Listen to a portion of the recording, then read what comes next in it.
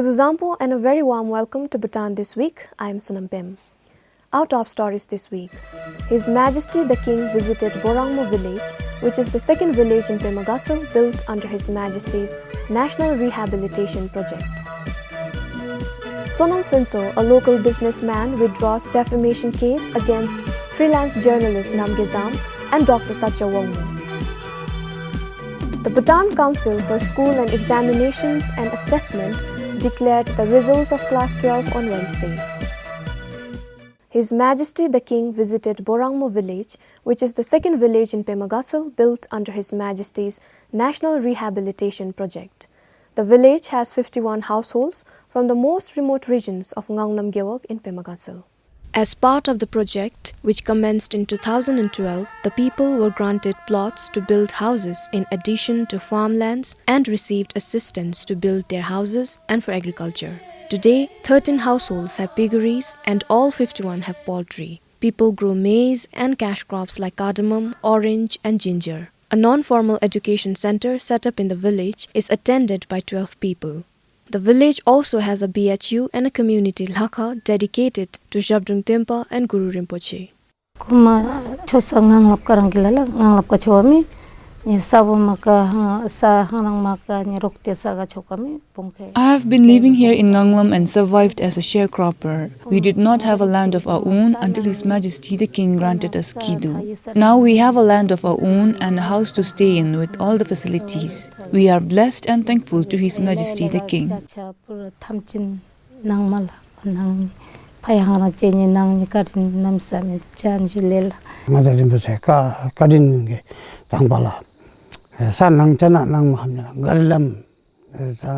We are very thankful to His Majesty the King for granting us not only the land, but also the ration.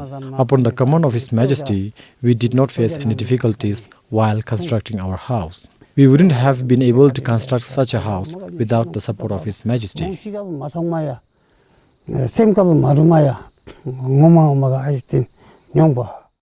There are 4 other similar projects being implemented across the country: Kinada in Pemagassal, Nye in Lhunsi, Dawatha in Samrup Jongkhar, and Bebji in Ha. The projects have enabled people from the most inaccessible parts of the country to be connected to road, electricity, and water, and given them the opportunity to educate their children and access basic healthcare easily. Inhabitants say their standard of living has improved and they look forward to the future of their children with a great deal of hope. His Majesty the King travelled from Gelifu through Kana Makra outpost to Manas on Thursday to inspect the border and Manas Wildlife Sanctuary before arriving in Nganglam. His Majesty the King will spend the next few days in the region and celebrate Dauchunibi Losa with the people of Samrup Jongkhar. His Majesty is accompanied by His Royal Highness Gesab Jimmy Doji Wangchu. Sunam Pem for BBS News. His Majesty's Kidu Mobile Medical Unit has set up a medical camp to provide medical treatment in Bodh Gaya for the first time. It is to help Bhutanese pilgrims who flock to the holy site this season. The camp, which began from 11th of this month, is expected to continue until the end of this season. When Bhutanese pilgrims, especially the elderly who travel to Bodh Gaya in India, fall ill, they face many difficulties in availing themselves of cheap and quality treatment. Many of them have had to cut their pilgrimage short or wait till they are back to visit the hospital. With His Majesty's Kidu Mobile Medical Unit, pilgrims in Bodh Gaya are now receiving medical checkup and treatment for illnesses that they may develop during their travel. The medical team is stationed at the Royal Bhutanese Monastery in Bodh Gaya and also operates 3 clinics in a week at Truk Ngawang Tukten Choling Monastery in Chandpur, popularly known as Shabdrung Hlaga. According to the coordinating doctor, the Kidu Mobile Medical Unit has tied up with selected local hospitals nearby to refer serious emergency cases. The team is conducting the medical checkup of about 100 patients daily and also providing all the necessary medicines as well as services like blood checkup.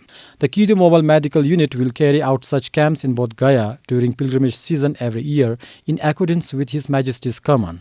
Changa Doji for BBS News. As India celebrated its 68th Republic Day on Thursday, the Indian community gathered at the Indian Embassy in Thimphu to celebrate the day. The celebration began with unfurling of the Indian flag by the ambassador Jaideep Sarkar. Indian patriotic songs were presented for the first time on this occasion by the Bhutanese students of Nehru Wangshu Cultural Center. The ambassador read out the president's address to the nation.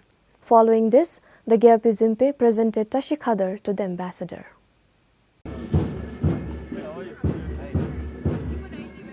Alcohol-related disease is the top killer disease in Bhutan. Every year, more than 100 people die due to alcohol-related diseases. The problem, according to the Health Secretary, will continue unless supply and sale of alcohol is controlled. Health Ministry spends millions of Newton every year to treat and refer alcohol patients to different hospitals. And alcohol is the leading cause of deaths in the hospitals.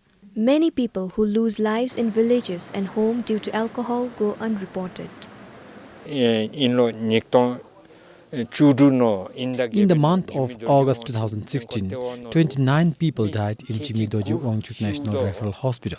Out of 29, 21 of them died due to alcohol-related diseases and 8 died due to other diseases. That's why the number one reason people visit the hospital is due to alcohol, and the highest number of cases to be admitted in the hospitals is also due to alcohol.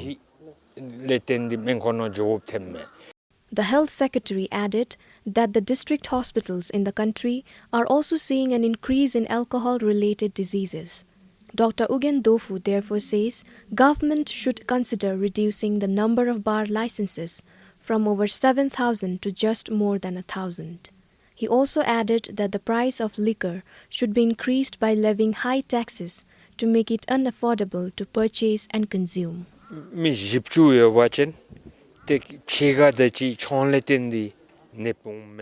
If 40 patients visit the hospital, almost half of the patients are coming due to alcohol-related diseases. For example, they suffer from headache, hepatitis, liver cirrhosis, swelling of stomach, and a water formation in belly are increasing every year.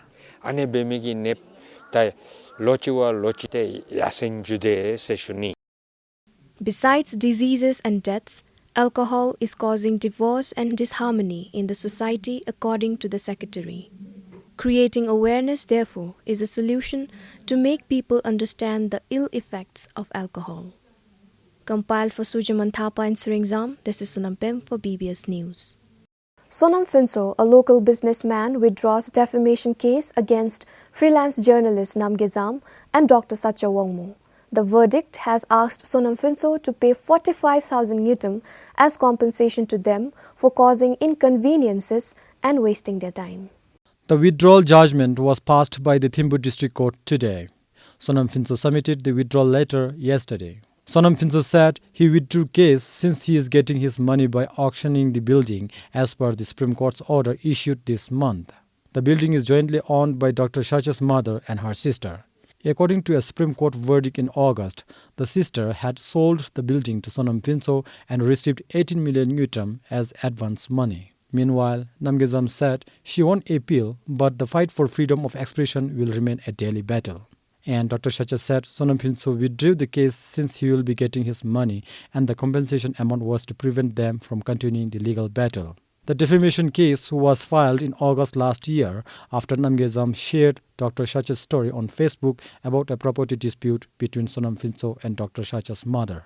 Changa Doji for BBS News. Sonam Drukpa, the chairman of SD Eastern Bhutan Ferrosilicon in Samdup Jonkar, was the highest personal income tax payer in 2015. He paid 29 million Newton. Coinciding with the International Customs Day on Thursday, the Finance Ministry, for the first time, recognized top 10 taxpayers for personal, business and cooperative income taxes in the country. The day was observed in Samdup Jonkar. The certificate is in recognition of timely filing of taxes and proper maintenance of books of account during the last 5 years. In 2015, the Finance Ministry collected over 9 billion Newton as personal, business and corporate income taxes. For the top 10 personal income taxpayers, along with the certificate, they will be entitled to a duty-free access card for 1 year and have access to the VIP lounge at the airport whenever they travel. As part of the program, best performing customs officials also received merit certificates from the World Customs Organization.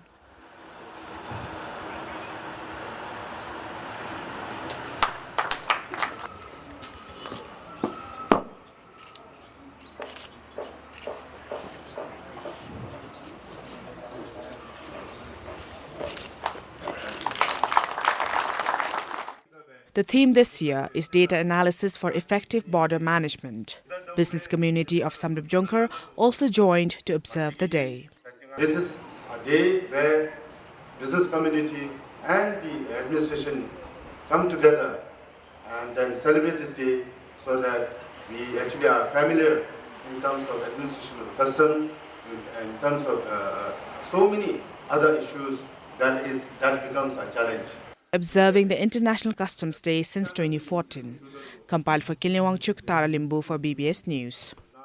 Increasing amount of crops is lost to wild animals every year in the country.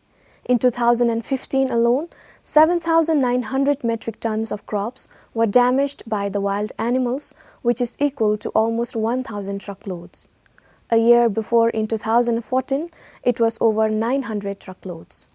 Maize, paddy and potato are the three most affected crops according to the agriculture statistics.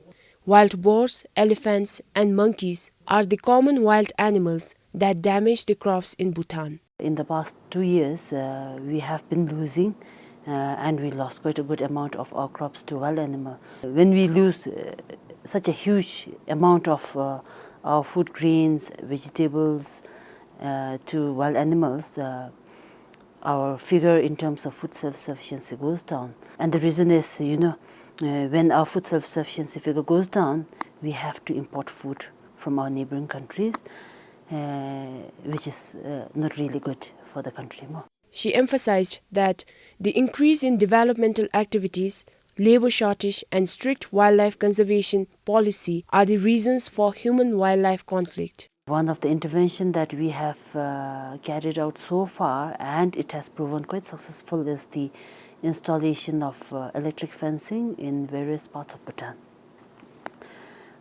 To give you a figure about what we have done so far in collaboration with Department of Forest and Park Services, we have installed many electric fences and it has covered all 20 dzongkhas. And the current figure that we have covered is around 1,630 plus kilometers, which has benefited more than 10,000 households in Bhutan.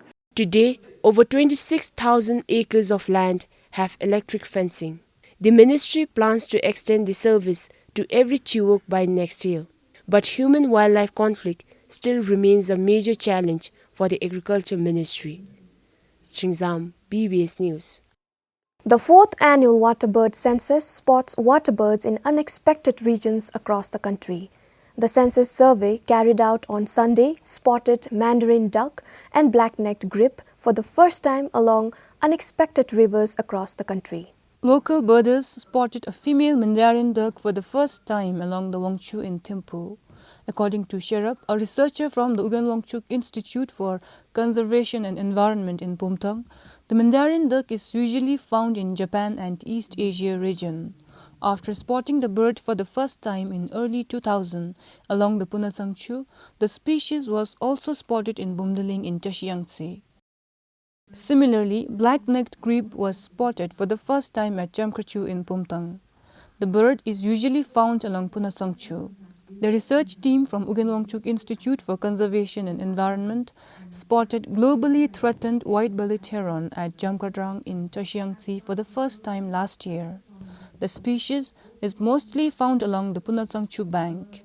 Bhutan hosts close to 30 white-bellied herons of the total 60 in the world.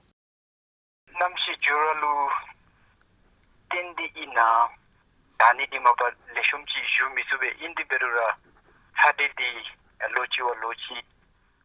The change in habitat among birds cannot really be attributed to climate change. But as temperature is getting warmer every year, birds that usually belong to the low-altitude regions are found flocking to high-altitude regions. For an instance, birds belonging to the lowlands of Gelifu, Phinseling and Samsi, like cattle egret, Little egret, Indian pond heron, and cinnamon beetle were spotted in high-altitude northern regions of Laya and Lingxi and eastern region of Singyezong some 5 years ago.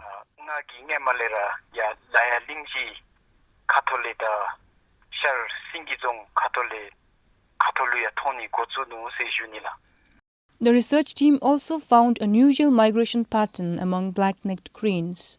GPS tags on 2 cranes this year showed them moving further north into the high-altitude regions. The flock usually move towards south during winter. According to the researchers, habitats of waterbirds are often disturbed due to sand and stone extractions along the riverbanks. Bird enthusiasts and volunteers carried out the census survey along all the major water bodies and wetlands across the country. Bhutan hosts over 700 bird species, of which some 37 are waterbirds. Pupgam for BBS News. The Bhutan Council for School and Examinations and Assessment declared the results of Class 12 on Wednesday. Compared to 2015, the overall pass percentage decreased by 4.17% last year. Dorji Fincho from Jimmy Sharabling Central School in Khaling topped the science stream with 89.5%. In commerce, Tringwangmo from Ugen Academy in Punakha came first with 87%. For arts stream, Ugen Fincho from Kelki Higher Secondary School in Thimphu took the first position with 84.5%. Sangyewang Chu from Takchi Rigjung Higher Secondary School in Tronsa topped the Language and Cultural Studies Certificate Examination with 83.4%. Maragi Hemadi Bawachin Izum Tomosino Matana. Dam Sedalu Ani Senigi Chusinalo, Namsim Toyula, Ani Bendigi, Ani Senigi Chusinalabe, Tangara, Ani Totirabe, Yanaji to Gam the Bederaberu, Yanchi Gam the Beru, Towachin Nalo, Local Hamigi, Redula. Actually, it was a quite surprise for me. And today, I would like to thank all my teachers of UA.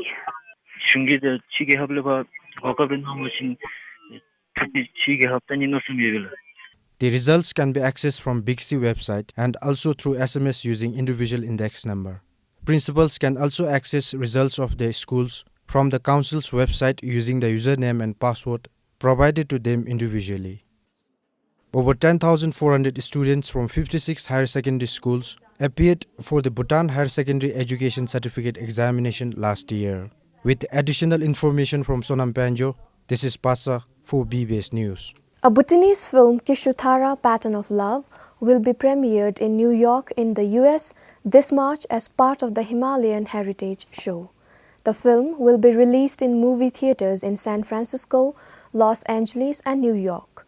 The film will also be released worldwide on iTunes and Amazon and Netflix. A more than an hour-long film is directed by Karma Dikki.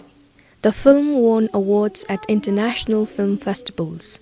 The film explores the Buddhist concept of karma and the possibility of rebirth of two persons in one lifetime to accomplish what was left unrealized in previous life.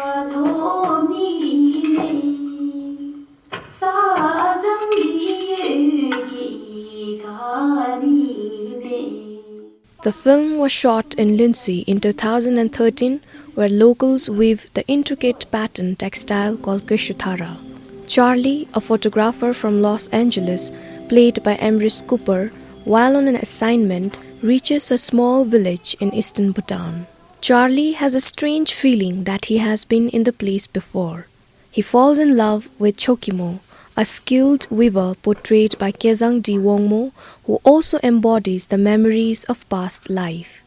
Chokimo is married to a farmer.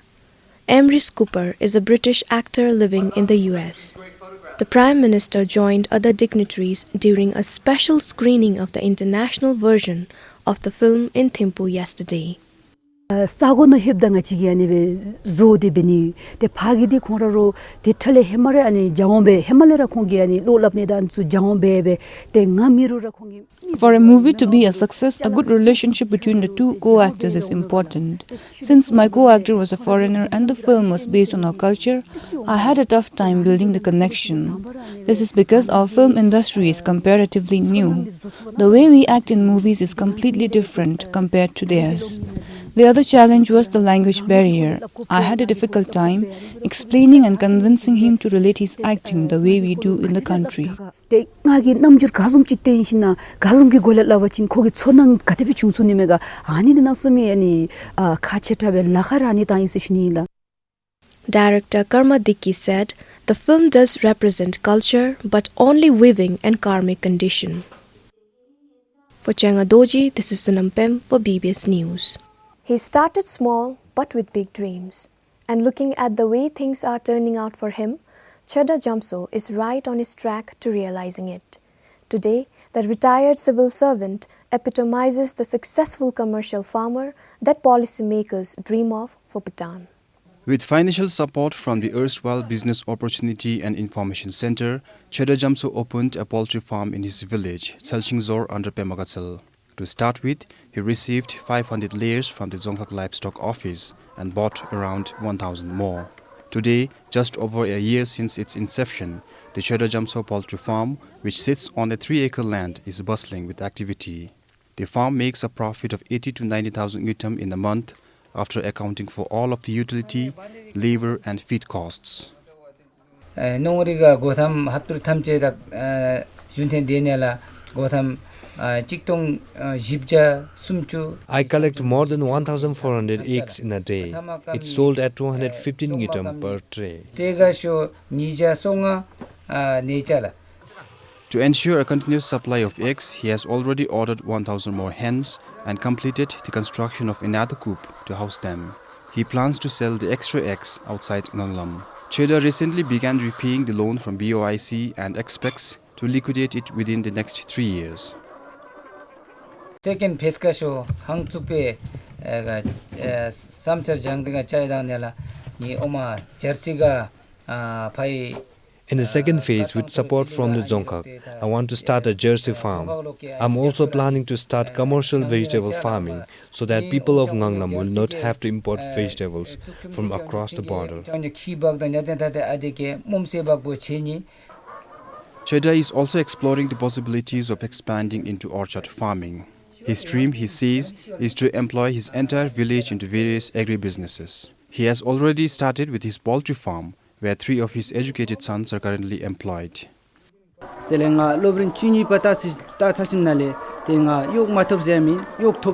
After completing class 12, I got a job.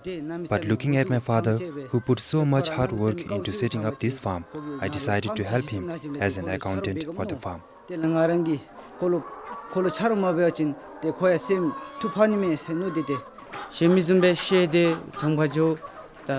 Instead of willing away the time getting indulged in anti-social activities, it is better to stay in village and do some farm work.